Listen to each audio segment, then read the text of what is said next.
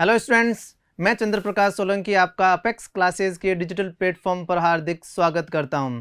Students, last class के अंदर हमने बात की थी रिफ्रैक्शन में वक्राकार सतह से रिफ्रैक्शन के बारे में बात कर ली थी, लेंस के प्रकार और लेंस से संबंधित हमने कुछ परिभाषाओं के बारे में बात की है, फोकस के बारे में और उनके चिन्ह के बारे में डिस्कस किया था। आज हम जो है बहुत ही इम्पोर्टेंट डेरिवेशन करने जा रहे हैं जिसे हम लेंस निर्माण सूत्र कहते हैं, है ना। नाम से पता चला है लेंस को बनाने के लिए जो सूत्र यूज में लिया जाता है, लेंस निर्माण सूत्र। हाँ, सही है, लेंस को बनाने के लिए इसी सूत्र का प्रयोग किया जाता है। एक पर्टिकुलर एक जो आपको फोकल लेंथ चाहिए, फोकल लेंथ का, फोकस दूरी का अगर आपको कोई लेंस बनाना है तो उस फोकस दूरी के लेंस बनाने के लिए हम इस सूत्र का ही प्रयोग करते हैं। एकदम सही परिभाषा का नाम है, नाम के हिसाब से एकदम सही है। बट देखिए, कुछ एजम्पशन हम हमेशा ही लेकर चल रहे हैं। लगभग हमने हर एक डेरिवेशन में कुछ ना कुछ एजम्पशन लेकर चले हैं। जैसे हमने मिरर के अंदर भी कहा था, हम जो है पैरा एक्सियल किरणों के बारे में ही बात करेंगे। हम अपर्चर छोटा मान के चलते हैं, तो कुछ ना कुछ एजम्पशन हर एक के अंदर है। इसमें भी हम क्या करेंगे, हम अपना ऑब्जेक्ट जो है मुख्य अक्ष पर ही रखेंगे।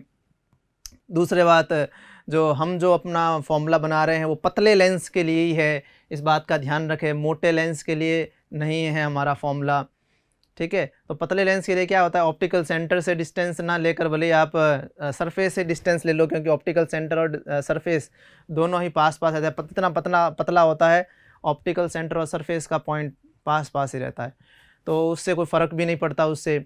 और क्योंकि हम कह रहे हैं और छोटा अपर्चर का लेंस होना चाहिए, जैसे कि मिरर में भी था, तो इसके लिए हम इसमें भी पैरा एक्सियल किरणों के बारे में ही बात होगी, दूसरे किरणों के बारे में बात नहीं होगी। ये कुछ एजम्पशन है जिनको हम मान के हम पूरा डेरिवेशन करते हैं।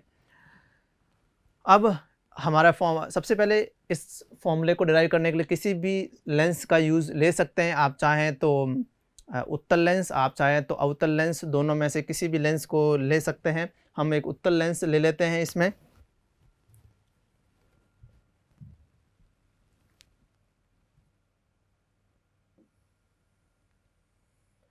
बनाने के लिए लेंस थोड़ा मोटा है, क्योंकि अच्छे से समझ में आएगा इससे, अदरवाइज समझ में थोड़ा कम आएगा।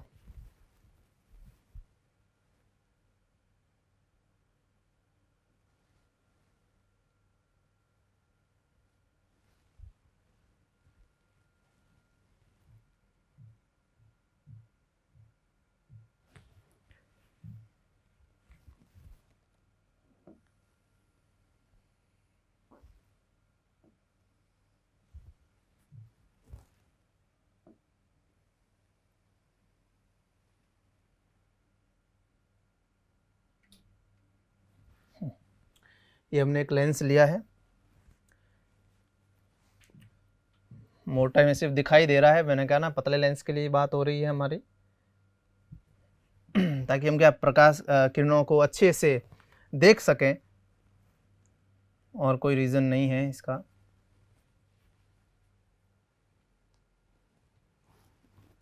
ये हमने मुख्य अक्ष बनाई है, आपको मालूम है मुख्य अक्ष। ओके, अब इस वाले देखो, यहाँ पर दो वक्राकार सतह हैं। एक वक्राकार, देखिए वक्राकार सतह कुछ इस तरीके से, ये एक ऐसा लेंस है, उसकी एक वक्राकार सतह ये है, एक ये है, और दोनों ही वक्राकार सतहों से अपवर्तन हो रहा है। तो हम पहले दोनों का ही नाम दे देते हैं एक, क्योंकि दोनों से हम अपवर्तन के लिए डिस्कस करेंगे, तो हम पहले से इनके नाम दे देते हैं। इस वाले का नाम हो गया M1, इस वाले मैं इसको नाम देता हूँ MP1 और इसको M2। तो इस वाले वक्राकार सतह का नाम क्या हो गया, M1 P1 M2। इसका क्या हो जाएगा, M1, इस वाले को मैं दे देता हूँ P2, M1 P2 M2, दोनों वक्राकार सतहों का हो गया। अब ये एक वक्राकार सतह है, तो इसका कोई ना कोई त्रिज्या होगी, क्योंकि पहली वक्राकार सतह है, तो आपको मालूम है पहली वाली की त्रिज्या हम दे देते हैं R1, और दूसरी वक्राकार सतह की त्रिज्या को हम दे देते हैं R2, ठीक है, कुछ इस तरीके से। और किसकी ज़रूरत पड़ेगी, हाँ, ऑप्टिकल सेंटर कह सकते हैं। प्रकाशिक केंद्र के बारे में बात करें तो प्रकाशिक केंद्र कहीं यहाँ पर होगा लेंस के बीच में। इसको मैं ओ डैश दे देता हूँ। ओ मैं ऑब्जेक्ट को दूंगा इसलिए मैंने ओ डैश दे दिया इसको, इससे कोई फ़र्क नहीं पड़ता। ये ओ डैश आपका ऑप्टिकल सेंटर प्रकाशिक केंद्र हो गया। इसके बाद में हमें ऑब्जेक्ट लेना है, एक वस्तु लेनी है। तो वस्तु आप यहाँ पर हम वस्तु ले लेते हैं एक, मान लीजिए यहाँ पर एक मुख्य अक्ष पर एक वस्तु है जिसको मैंने क्या नाम दिया है, ओ नाम दिया। इस तरीके से वस्तु रखी गई है मुख्य अक्ष पर। अब हमारा जो काम है इस वस्तु का प्रतिबिंब बनाना। इस वस्तु का प्रतिबिंब कैसे बनेगा, तो उसके लिए हम लगभग एक ही काम कर रहे हैं अभी तक। उस वस्तु से निकलने वाली दो प्रकाश किरणों को निकालते हैं और लेंस से निकलने के बाद वो दो प्रकाश किरणें जहाँ पर भी मिलेगी अपवर्तन के पश्चात, हम कह देंगे उस वस्तु का इमेज या फिर प्रतिबिंब वहाँ पर बन गया। सेम हम ऐसा ही काम करने वाले हैं। ओ से जो है दो प्रकाश किरणों को निकालेंगे। एक जो प्रकाश किरण मैं इस तरीके से निकाल रहा हूँ, इसमें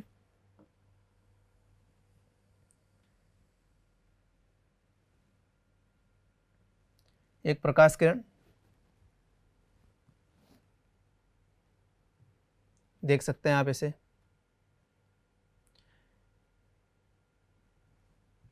सरल सी बनाई जानबूझ के ताकि प्रकाशिक केंद्र से होके जाए तो मोड़ने की जरूरत नहीं, अपना बहुत आसानी से बन जाए। इस तरीके से जाएगी प्रकाश किरण, है ना, बिना मुड़े।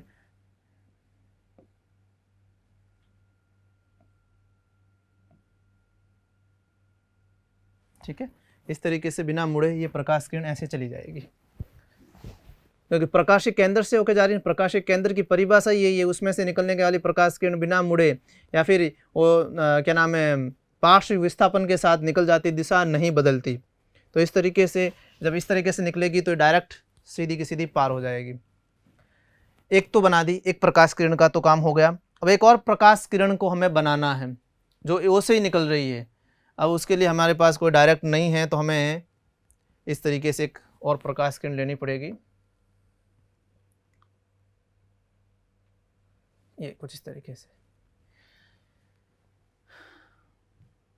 ये हमने एक प्रकाश किरण ली, देख सकते हैं आप ऐसे। आपको याद होगा हमने वक्राकार सतह से अपवर्तन सीखा था और जो हमने डेरिवेशन किया था वो सेम ऐसी की ऐसी वक्राकार सतह थी।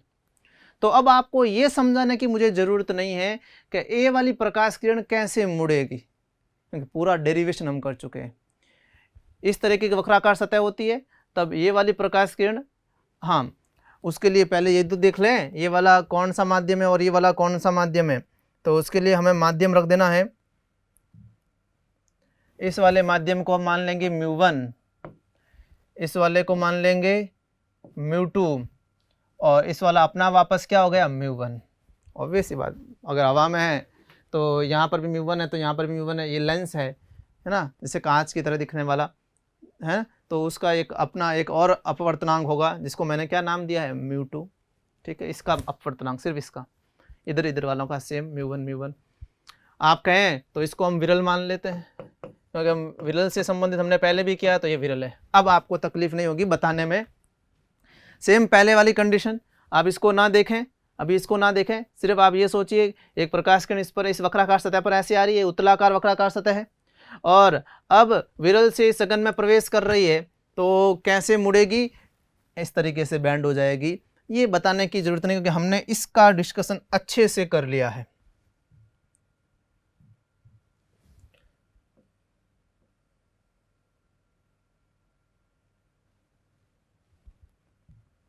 ये कुछ अंदर की तरफ ऐसे मुड़ जाएगी।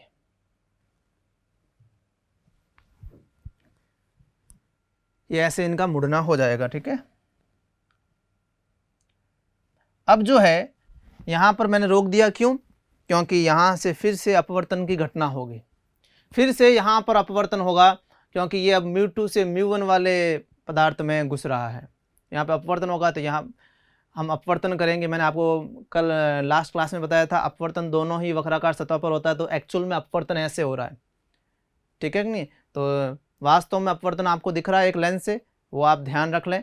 और नेक्स्ट में हम ऐसे अब बार बार दो जगह पर अपवर्तन करके ये काम नहीं करेंगे, नहीं तो बहुत ही लेंथी हो जाएगा। हमारा छोटा छोटा रे डायग्राम बनाने हैं 2-2 मिनट के लिए, है ना। तो उसके अंदर हम सिर्फ एक बार करेंगे, न इधर बीच में कहीं कर देते हैं जैसे हमने लास्ट क्लास में किया था। और एक्चुअल में जो हो रहा है वो आपके सामने इधर है, वास्तव में क्या हो रहा है। अब देखिए यहाँ से फिर से अपवर्तन होगा और इस केस में फिर क्या होगा।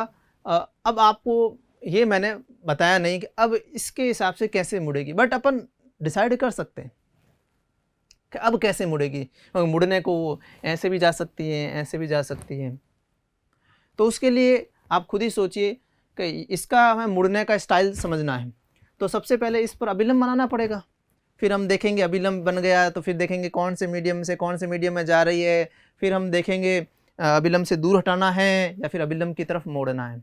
तो आपको इस बिंदु पर चाहिए अभिलंब, ये है वक्राकार सतह ये वाली। इस वक्राकार सतह का केंद्र कहाँ पर होगा, वक्रता केंद्र कहीं ना कहीं यहाँ पर कहीं होगा, इस वाले लाइन पर, यहाँ पर ही तो होगा वक्रता केंद्र कहीं पर। अरे मुख्य अक्ष पर कहीं पर होगा। और किधर की तरफ, इधर की तरफ, उधर की तरफ नहीं, उधर की तरफ तो इसका होगा। अब बात डिस्कस इसका कर रहे हैं, इसके लिए तो हमने डिस्कस करने की जरूरत ही नहीं समझी, क्योंकि आपने इसके बारे में अच्छे से डिस्कस कर चुके हैं लास्ट डेरिवेशन के अंदर, है ना। तो हम इसके लिए बात कर रहे हैं, मुझे यहाँ पर चाहिए लंब और यहाँ पर लंब चाहिए, तो इसके वक्रता केंद्र से इसको मिला दो सी से, इसके वक्रता केंद्र से। तो इसका वक्रता केंद्र कहीं यहाँ पर होगा।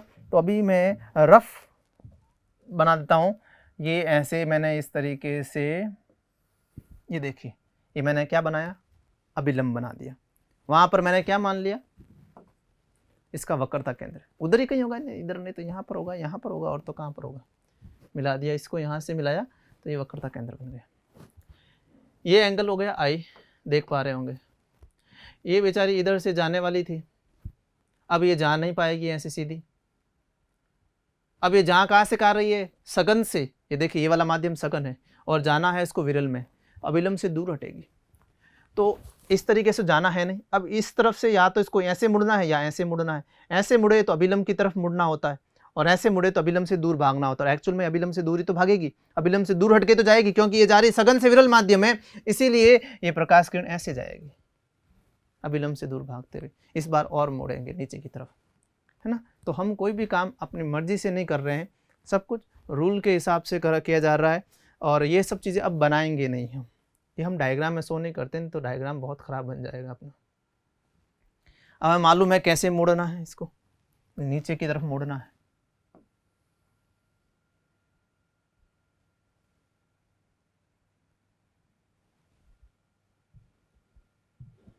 इस तरीके से, ठीक है। अब दोनों ही अपवर्तित किरणें, ये लास्ट में लेंस से निकलने के बाद अपवर्तित किरण, और ये भी देखो अपवर्तित किरण लेंस से निकलने के बाद, दोनों ही अपवर्तित किरणें आप देख सकते हैं यहाँ पर मिली है इस पॉइंट पर। तो यहाँ पर बना है इमेज, है ना, यहाँ पर इमेज बन गया, कह सकते हैं प्रतिबिंब बन गया। ओ का प्रतिबिंब यहाँ पर बना है आई पर, इस जगह पर। तो पूरा प्रतिबिंब निर्माण हमने देख लिया, बाकायदा प्रतिबिंब कैसे बनेगा, कहाँ बनेगा, ये चीज़ हमने देख ली। और अभी कुछ नोटेशन दे देते हैं, जैसे कि बात करें यहाँ से लगाकर ऑब्जेक्ट तक की दूरी, वस्तु के तक की दूरी, है ना, वस्तु तक की दूरी को हम क्या बोल देंगे, u, ठीक है। और दूसरी बात करें इसमें, यहाँ से इमेज तक की दूरी जो है वो है v, ना। प्रतिबिंब की दूरी स्थिति को हम v कहते हैं, बिंब की स्थिति को u कहते हैं। ये चीज़ हमको पहले से ही मालूम है। तो ये हमने डायग्राम बना लिया है। डायग्राम में कोई कमी रहनी नहीं चाहिए, बिकॉज आधे से ज़्यादा मार्क तो हमें डायग्राम को देखते ही मिल जाते हैं, है ना। अगर ये करेक्ट है तो ऑब्वियस ही बात है नीचे भी करेक्ट होगा। अब हमें डेरिवेशन स्टार्ट करना है। थोड़ी सी इसमें अभी कमी भी है, वो हम आगे जब समझ पाएंगे तभी हम यहाँ पे ड्रॉ करेंगे। अब हमें देखिए दो जगह पर अपवर्तन हो रहा है, दो गोल वक्राकार सतह पर, और हमने जो वक्राकार सतह के लिए जो सूत्र पढ़ा है वो सिर्फ एक सतह के लिए ही है। तो इसका मतलब जो हमने वो जो सूत्र पढ़ा है वो हमें एक बार नहीं 2 बार अप्लाई करना पड़ेगा, 2 बार। एक बार इस वाली सतह के लिए, एक बार इस वाली सतह के लिए। बस ये हमारा काम है, लेंस मेकर फॉर्मूला में हम यही काम करते हैं और कुछ नया नहीं काम करना है। जो हमने वक्राकार सतह के लिए फॉर्मूला पढ़ा था वो इस वाली वक्राकार सतह के लिए भी लगाना है, इस वाले के भी लगाना है, फिर थोड़ी सी कैलकुलेशन, हमारा फॉर्मूला हमें मिल जाएगा। तो पहले तो हमारा वो फॉर्मूला याद कर लें, था क्या वक्राकार सतह के लिए वो फॉर्मूला।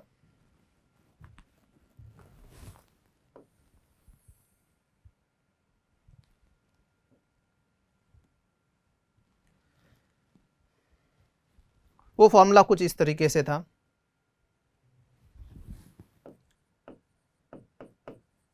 वक्राकार सतह पर अपवर्तन के लिए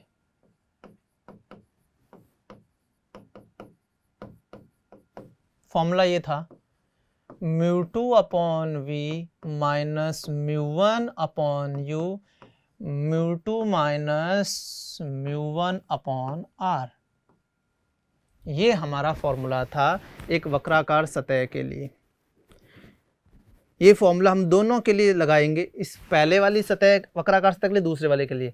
तो हम स्टार्ट करते हैं पहले वाली वक्राकार सतह के लिए फॉर्मूला यूज में लेना। तो m1 p1 m2 m1 p1 m2 वक्राकार सतह के लिए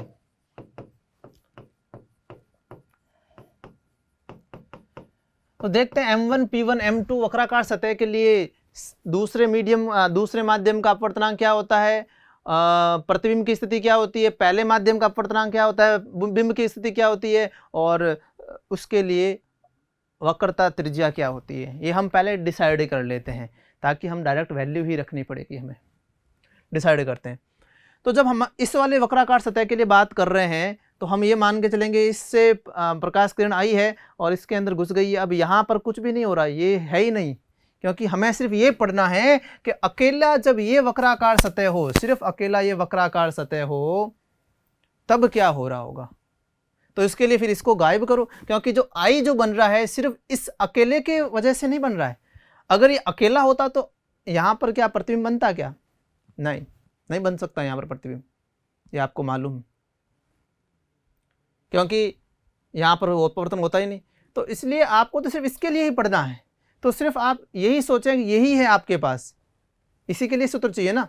तो ये क्या करता है, केवल ये अपना प्रतिबिंब कहाँ बनाता है इस बिंब का, आपको वो समझना है।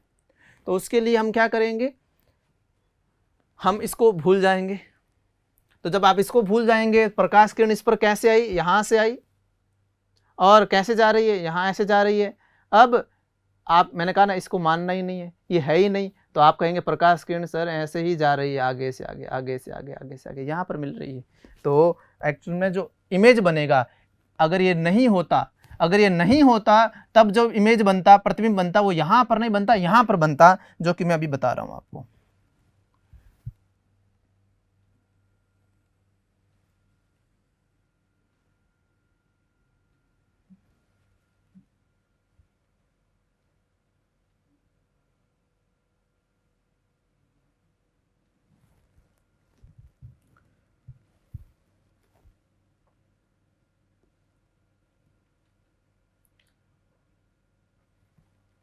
इमेज थोड़ा सा दूर बन जाएगा, जैसे आप देख पा रहे हैं, कोई दिक्कत की बात नहीं है। इमेज दूर बन जाएगा, हमारा डायग्राम थोड़ा बड़ा बन जाएगा। और इस केस में भी ये देखिए यहाँ पर मिल जाएगा, ठीक है। तो आप देख रहे होंगे यहाँ पर प्रतिबिंब बनता, अगर ये वाला नहीं माने तो। समझ में आ गया होगा अब आपको। तो हमें तो पहले वाले के लिए जब हम बात कर रहे हैं, डिस्कशन कर रहे हैं, तो ये है ही नहीं।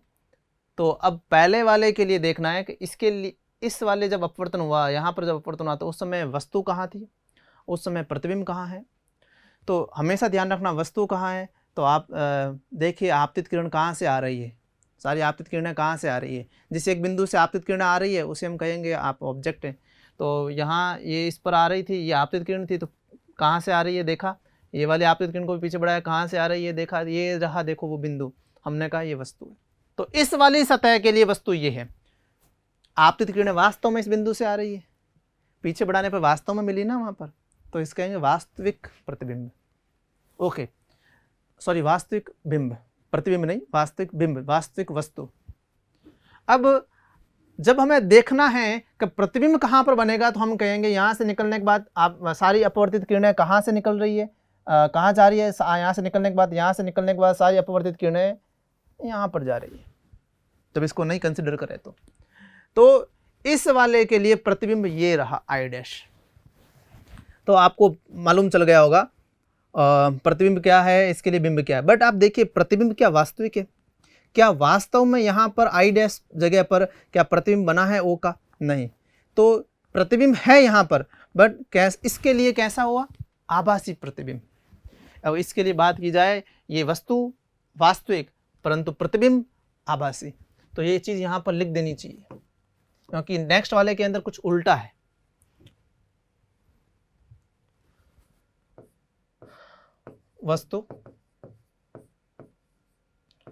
वस्तु कौन है, O, वास्तविक, जबकि प्रतिबिंब कैसा हुआ, कहां पर है, पहली बात तो I डैश आभासी,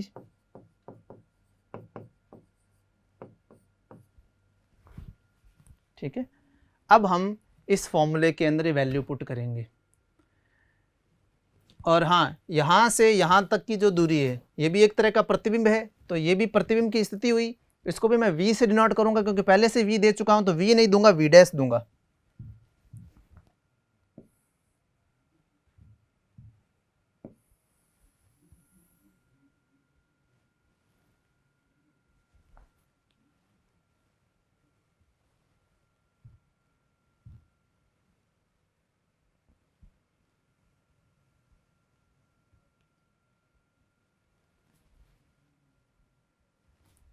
ये जो दूरी हो जाएगी वो V डैश,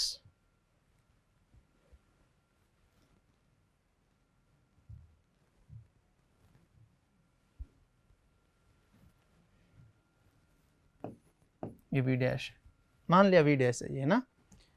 ओके, अभी हमें यूज में आएगी, इसलिए हमने पहले उसकी वैल्यू रख दी है।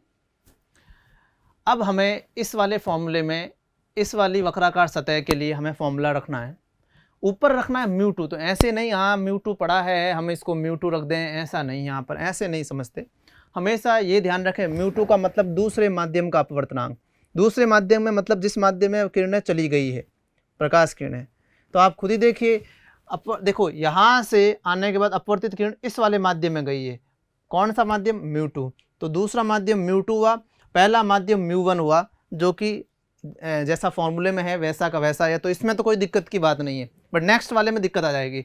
तो यहाँ पर अगर मैं रखूँ, दूसरा माध्यम का अपवर्तनांक रखना है, दूसरा माध्यम यही है, क्योंकि यहाँ से आने के बाद इसमें चली गई, दूसरा माध्यम μ2 अपॉन, अब देखिए नीचे रखना है V का मतलब यूँ नहीं, V उठा दें, प्रतिबिंब की स्थिति।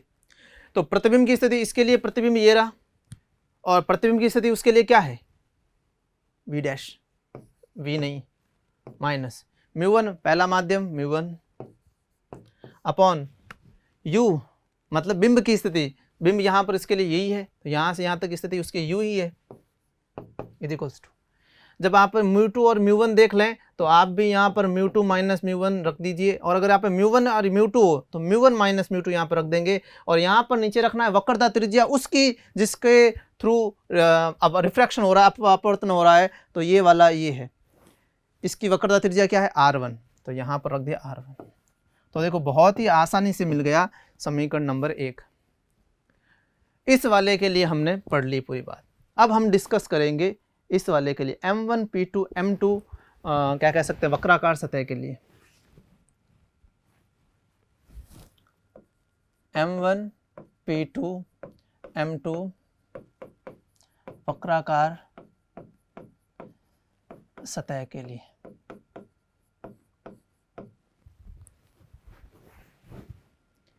M1 P2 M2 वक्राकार सतह के लिए इस वाली वक्राकार सतह के लिए हमें ये वाला अपवर्तन का फॉर्मूला लगाना है। तो सबसे पहले इसके लिए पहले ये देख लें वस्तु क्या है, इसके लिए प्रतिबिंब क्या है, उसके बाद में हम डिसाइड कर पाएंगे। तो सबसे पहले इस वाली वक्राकार सतह के लिए मैंने कहा ना ये है ही नहीं, तो इस वाले के लिए आप ध्यान रखें प्रकाश किरण ऐसे ही आई है। तो इसको ये नहीं लग रहा है प्रकाश किरण इस तरीके से मुड़ के आई है। ये वाली वक्राकार सतह के लिए प्रकाश किरण ऐसे मिली है इसको, और फिर अपवर्तन के पश्चात इस तरीके से घुस जा रही है। तो इसके लिए प्रकाश किरण ऐसे आ रही है और ऐसे चली गई। ये दो तरीके से काम हुआ। अब आप देख लीजिए अपवर्तन के पश्चात कहाँ मिल रही है, आप देखेंगे अपवर्तन के पश्चात ये रही और दूसरा अपवर्तन के पश्चात ये रही। तो अपवर्तन के पश्चात आई पर मिल रही है, तो प्रतिबिंब तो मालूम पड़ गया आई है, और क्योंकि देखो वास्तव में मिली है ऐसे वास्तव में मिली है, तो ये वहाँ पर जो प्रतिबिंब बना उसे हम वास्तविक प्रतिबिंब कहेंगे। यहाँ पर इस केस के लिए जो प्रतिबिंब बना के अपवर्तन के पश्चात ये यहाँ पर जा रही है, इसमें भी यहाँ पर तो वास्तव में मिल रही है, तो इसलिए वास्तविक प्रतिबिंब हुआ। अब बात करते हैं सबसे यहाँ पर कंफ्यूजिंग बात है, वो है ऑब्जेक्ट के बारे में, वस्तु के बारे में, कि इसके लिए वस्तु क्या है। देखेगा सर वस्तु तो वही है, बट नहीं।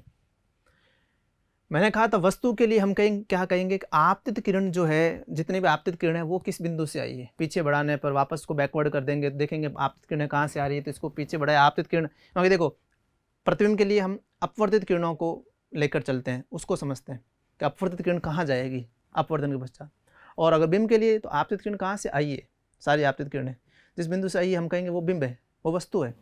तो अब आपतित किरण यहाँ से आई है, ऐसे आई है, तो पीछे देखा बढ़ाने पर, इसको भी पीछे देखा बढ़ाने पर, तो ये कभी भी ऐसे लग ही नहीं रहा किसी एक बिंदु से होकर आई है। तो इसके लिए कोई वास्तविक बिंब तो है ही नहीं, बिंब वास्तविक तो है कहाँ। अगर वास्तविक बिंब होता तो इन आपतित किरणों को वापस पीछे बढ़ाता तो ये किसी न किसी एक बिंदु से होते हुए हमको लगती, एक बिंदु से मिलती एक बिंदु के पर, बट ऐसा हो ही नहीं रहा है। इसको पीछे बढ़ाया, अब आप कहोगे सर ये ऐसे घूमिए ना, ऐसे घूमना नहीं है ना, ये हमारे लिए है ही नहीं है हमारे लिए। इसके लिए ऐसे आप प्रकाश किरण आ रही है तो हमें ऐसे ही पीछे बढ़ाना पड़ेगा, इसके लिए तो ऐसे ही आ रही है, तो ये तो देखेंगे यहाँ पर कहाँ पर है बिंब, पीछे कहीं नहीं मिल रही। वास्तव में क्या नाम है, वास्तविक बिंब तो है ही नहीं, बिंब है ही नहीं ना। बट एक बार समझना बिंब है ही नहीं, बट अगर इसको हम जब भी ऐसा होता है, प्रतिबिंब के केस में मैंने करते हैं, जब एक तरफ बढ़ाने पर नहीं मिलता तो हम दूसरी तरफ उसको बढ़ाते हैं और फिर देखते हैं। तो अब आप इसको अब इधर मत देखिए, अब आपतित किरण को उसकी खुद की दिशा में मत देखिए, अब आप उसके विपरीत दिशा में देखिए, ये देखिए इधर आगे बढ़ाइए, इसी दिशा में आगे बढ़ाइए, इसको भी इसी दिशा में आगे बढ़ाइए, कहाँ मिल रही है आई डैश पर। क्या समझे इससे आप, क्या बिंब जो है वो है ये है। बड़ा ही विचित्र लग रहा है कि इसको बिंब मानना, बट बिंब यही है। आपतित किरण को पीछे की तरफ बढ़ाया गया, उल्टी डायरेक्शन में बढ़ाया गया, कह सकते हैं पीछे की तरफ तो क्या उल्टी डायरेक्शन में बढ़ाया गया, तो यहाँ पर, तो इसका मतलब बिंब वास्तविक नहीं है, बिंब हमारे पास आभासी है, ये हमारे पास बिंब है। प्रतिबिंब के केस में तो हम यही करते थे, वास्तव की उसी खुद की दिशा में बढ़ाते थे तब नहीं मिलता था, तब फिर उल्टे दिशा में बढ़ाते थे, फिर कहते थे आभासी प्रतिबिंब। सेम हम कर रहे हैं, यहाँ पर मिलना चाहिए था तो पीछे बढ़ाया, नहीं मिला तो फिर उसके उल्टे डायरेक्शन बढ़ाया, मिल गया। इस वाले बिंदु को वस्तु कहेंगे। आई डैश वस्तु है इस वाले के लिए, और कैसी है, आभासी वस्तु है। तो यही सबसे इम्पोर्टेंट बात है, इसको वस्तु मानना और आभासी मानना।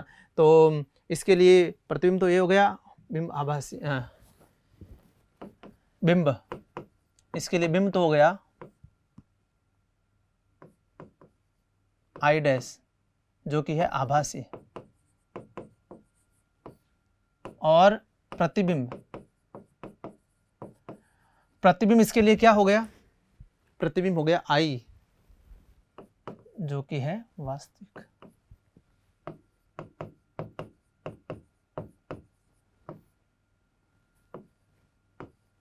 देख पा रहे होंगे आप, इस चीज समझ ली ना अपन ने। अब देखिए इसके अंदर, अब हम फॉर्मूला लगाएंगे इसके अंदर। फॉर्मूला कहता है म्यू2 ढूंढिए, म्यू2 मतलब दूसरा माध्यम का अपवर्तनांक। तो देखिए इसमें जाने के बाद प्रकाश किरण इस वाले माध्यम में चली जा रही, इस वाले माध्यम में मतलब म्यू1 में, तो एंटर किया है म्यू1 के अंदर, ठीक इसमें म्यू2 के अंदर। तो पहला माध्यम म्यू2 है और दूसरा माध्यम म्यू1 है, उल्टा है इस केस में, ध्यान रखना। तो दूसरा माध्यम रखना है तो म्यू2 नहीं रखूंगा, फॉर्मूला भले ही कहे, हम रखेंगे म्यू1। और क्या चाहिए, अपॉन में v, प्रतिबिंब की स्थिति। तो इसके लिए प्रतिबिंब हमने अभी भी डिसाइड किया, प्रतिबिंब क्या है आई, और आई की स्थिति क्या है v। माइनस पहला माध्यम क्या हो गया, μ2 अपॉन वस्तु की स्थिति u, और वस्तु इसके लिए क्या डिसाइड की थी, I डैश, तो उसकी स्थिति क्या है देखिए v dash is equals to, अब मैंने कहा अगर μ1 माइनस μ2 है तो आपको यहां पर भी क्या लिखना पड़ेगा, μ1 माइनस μ2 अपॉन इस वाले का वक्रता त्रिज्या, इस वाले की वक्रता त्रिज्या क्या है, R2। ओके, ये हो गया आपके समीकरण नंबर 2। इसको चलिए थोड़ा सा अच्छा करके दे देते हैं, इन दोनों में से माइनस कॉमन ले लेते हैं।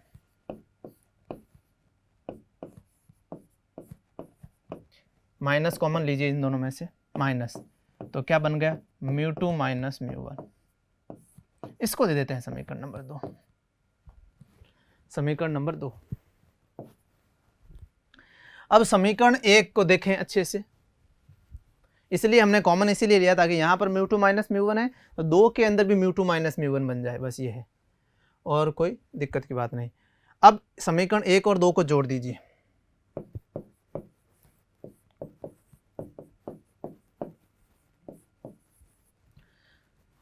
समीकरण 1 और 2 को जोड़िए, तो पहले इसकी left hand side μ2 upon v dash minus μ1 upon u,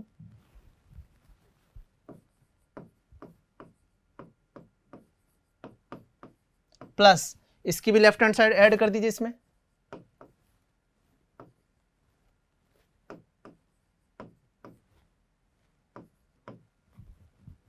is equals to, हाँ राइट हैंड साइड को भी ऐड करना, पर आप थोड़ा सा ध्यान देखें, राइट हैंड साइड में ये भी एक भिन्न है और उधर भी एक ही भिन्न है, और दोनों ही भिन्न के अंश में देखिए μ2 माइनस μ1 और μ2 माइनस μ1, तो आप डायरेक्ट कॉमन ले लेना, μ2 माइनस μ1 दोनों में है, तो μ2 माइनस μ1 को दोनों में ही कॉमन ले लिया।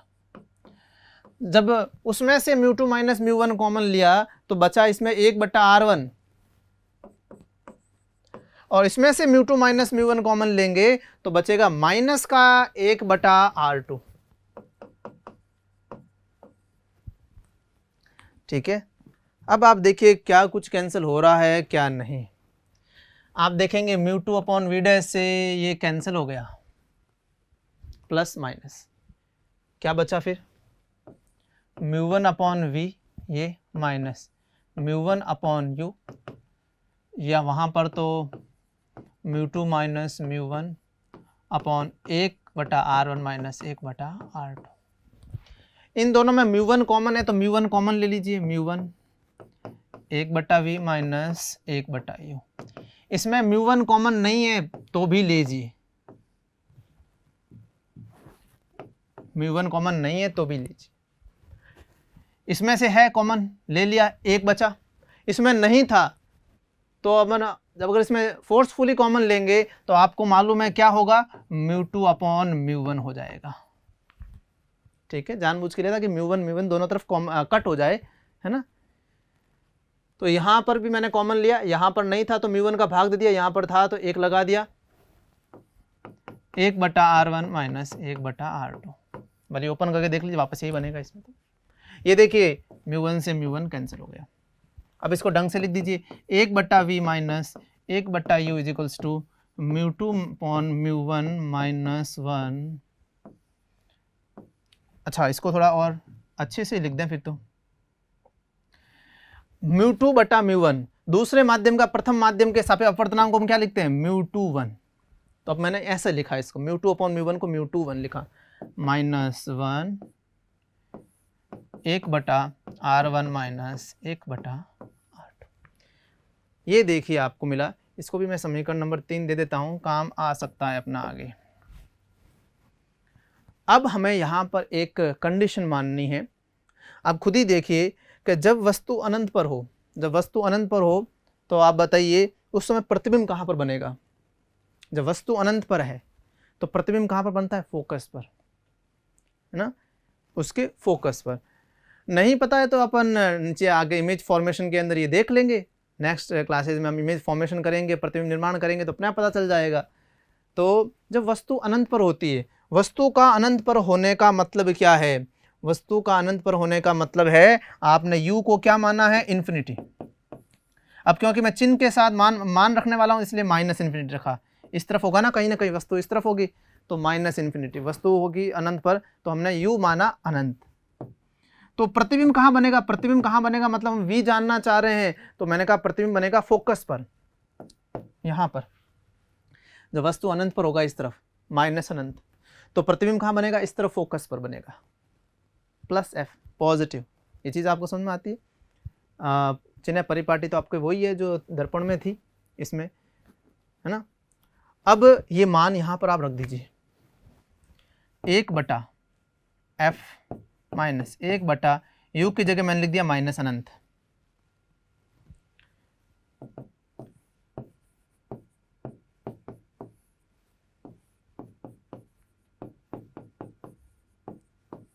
ये देख लीजिए इस तरीके से, यहाँ पर 1 अनंत जो है प्लस हो गया, 1 अनंत क्या होता है 0। तो फाइनली जो है अपन को ये एक्सप्रेशन मिला है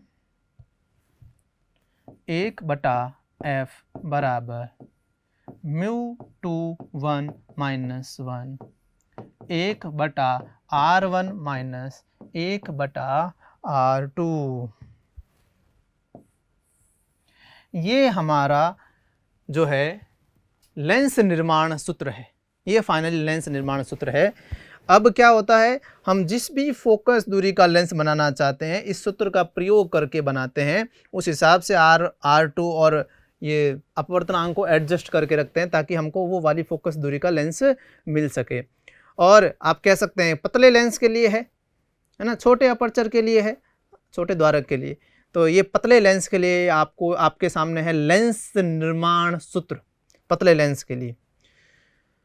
अब इसके बाद में जो है आप ये देखें कि ये किस किस पर निर्भर करता है, फोकस दूरी किस किस पर निर्भर करती है। आप खुद देख सकते हैं फोकस दूरी निर्भर करती है अपवर्तनांक पर, है ना। फोकस दूरी निर्भर करती है अपवर्तनांक पर। पहला है माध्यम के या फिर लेंस के अपवर्तनांक पर, लेंस के अपवर्तनांक पर। अब आप खुद देखिए क्या सिर्फ लेंस के अपवर्तनांक पर फोकस दूरी निर्भर कर रही है क्या, मतलब लेंस का अपवर्तनांक μ2 है, क्या सिर्फ μ2 पर ये निर्भर कर रहा है क्या, ये तो μ2/μ1 है, मतलब μ1 पर भी निर्भर कर रहा है। मतलब कि ये लेंस के अपवर्तनांक के साथ साथ जो लेंस के सराउंडिंग, जो लेंस के परिवेश के अंदर जो अपवर्तनांक है, माध्यम का अपवर्तनांक है, उस पर भी निर्भर करता है। लेंस के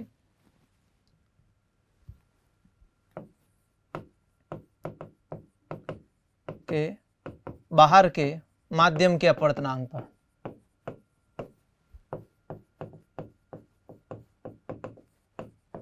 लेंस के बाहर कौन सा माध्यम है इसके अपवर्तनांक पर भी निर्भर करता है। आप ये देख सकते हैं μ2/μ1। इसका मतलब क्या समझे, मतलब कि किसी भी एक लेंस की फोकस दूरी सेम हो ही नहीं सकती। हाँ, अगर वो एक ही तरह के माध्यम में रखा हुआ है तो आप कह सकते हैं उसकी सेम रह जाएगी। बट अगर आपने जैसे कि अगर मैं बात करूँ एक लेंस को हवा में रखा हुआ है, अभी उसकी एक फोकस दूरी है वही रहेगी। बट अगर उसी को मैं पानी में डाल देता हूँ तो देखिए पहले हवा में था तो μ1 क्या था 1, जब पानी में चला गया तो μ2 क्या हो गया 1.33। आपको मालूम है थोड़ा हवा का अपवर्तनांक। तो उस केस में जब यहाँ पर मान अलग हो जाएगा ना, R1 R2 ये तो कोई निर्भर क्या नाम, ये तो चेंज हुए नहीं, वक्रता त्रिज्याएँ तो कहाँ चेंज हुई। तो आप देख रहे हैं कि अलग अलग माध्यम के पदार्थ में डालने पर μ1 चेंज हो रहा है बार बार, उससे f चेंज हो रहा है। तो इसका मतलब है लेंस को अगर आप किसी दूसरे तरल में डालेंगे तो इस तरीके से हर एक चीज़ में डालेंगे तो उसकी फोकस दूरी बदलती रहती है। बट क्या दर्पण को भी अगर पानी में डाल दें तो उसकी फोकस दूरी बदल जाएगी क्या? क्या दर्पण का सूत्र फोकस दूरी के सूत्र के अंदर कहीं अपवर्तनांक था क्या? जब तक दर्पण पड़ा था तब तक भी अपवर्तनांक नहीं था, ठीक है नहीं। तो दर्पण का अपवर्तनांक से कोई लेना देना नहीं है, बाहर कौन सा माध्यम उससे कोई लेना देना नहीं है। तो दर्पण के केस में फोकस दूरी कभी चेंज नहीं होती, इस बात का आप ध्यान रखें। इस केस में फोकस दूरी चेंज होती है माध्यम के ऊपर, माध्यम अगर बदल जाता है, किसका? परिवेश का। ये सबसे इंपॉर्टेंट बात। ये लेंस का अपवर्तनांक परिवेश के माध्यम पर निर्भर करता है, जबकि दर्पण का अपवर्तनांक परिवेश के माध्यम पर निर्भर नहीं करता। दर्पण का जो अपवर्तनांक है फिर वो ही रहेगा, फिक्स रहेगा, वो चेंज नहीं होता। बट इसका चेंज कर सकते हैं अलग अलग माध्यम में डाल के। ओके, वैसे जब एक लेंस बन जाता है तो उसकी वक्रता त्रिज्या फिक्स हो जाती है, बन गया, फिर तो आप काट के अलग कुछ गड़बड़ करो तो कुछ वो अलग बात है, अदरवाइज़ तो फिर चेंज नहीं होगी उसकी वक्रता त्रिज्याएँ। बट वक्रता त्रिज्याओं पर निर्भर तो करता है, जो वक्रता त्रिज्या होगी उसके अनुसार फ़र्क तो पड़ता है इससे, तो ये वक्रता त्रिज्याओं पर भी निर्भर करता है। वक्रता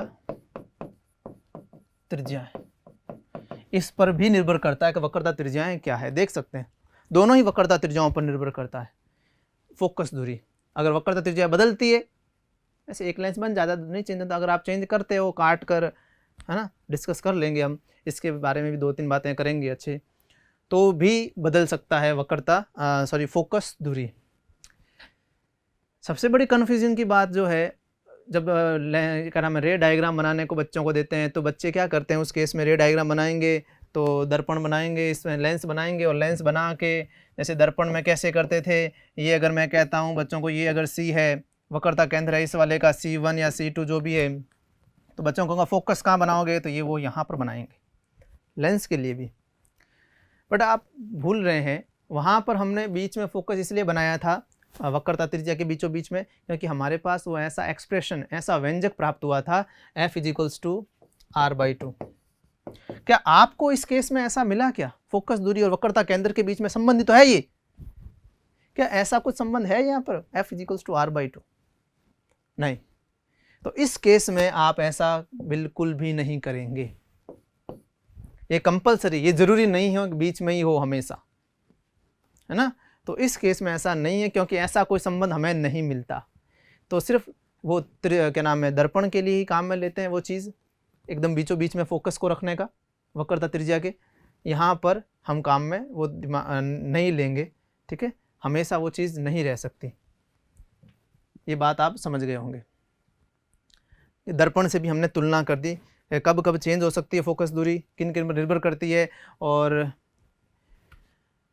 इसके बाद में एक इम्पोर्टेंट चीज़ इससे ये है कि जैसे इसको मैंने इक्वेशन नंबर 3 दिया, इसको मैं इक्वेशन नंबर देता हूँ 4। इन 3 व 4 की हेल्प से हम एक और छोटा सा फॉर्मूला डिराइव कर सकते हैं। वैसे उसके लिए हम अलग से बात करेंगे, उस वाले फॉर्मूले को हम अलग से टॉपिक लेकर करेंगे, बट यहाँ पर भी हो रहा है इसलिए यहाँ पर भी करके बता देते हैं, है ना। तो वो कुछ इस तरीके से कि अगर आप 3 व 4 को देखें तो 3 व 4 की दोनों की राइट हैंड साइड क्या है, सेम।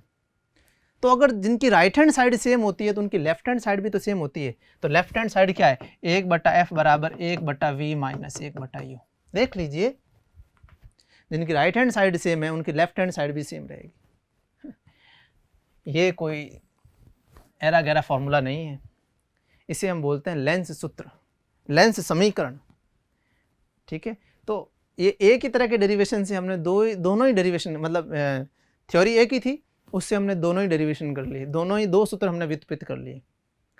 वैसे इसके लिए हम अलग से डिस्कस करेंगे, अलग से हम लेकर आएंगे डिराइव करना, सिर्फ इसके इंडिविजुअल इस फॉर्मूले को डिराइव करने के लिए।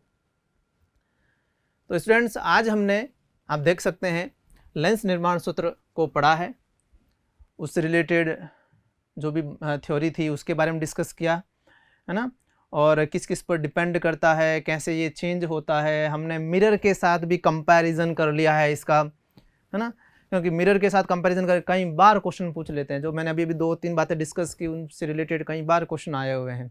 पानी में डाल दिया क्या नाम है दर्पण को, लेंस को भी, तो दोनों की क्या बदलेगी क्या नहीं बदलेगी, उससे रिलेटेड कई बार मिक्स करके क्वेश्चन दे देते हैं। ओके, तो और हमने ये वाला सूत्र भी डिराइव कर लिया है, 3 व 4 समीकरण जो लास्ट में मिली थी उससे। नेक्स्ट क्लास के अंदर इस टॉपिक को और आगे बढ़ाएंगे। Thank you. सब्सक्राइब करें हमारा apex classes edutech YouTube channel, साथ ही बेल आइकन को क्लिक करना बिल्कुल ना भूलें, ताकि आगे आने वाले सभी यूट्यूब वीडियोस की अपडेटेड नोटिफिकेशंस सबसे पहले आपको मिले। Apex classes edutech, subscribe now.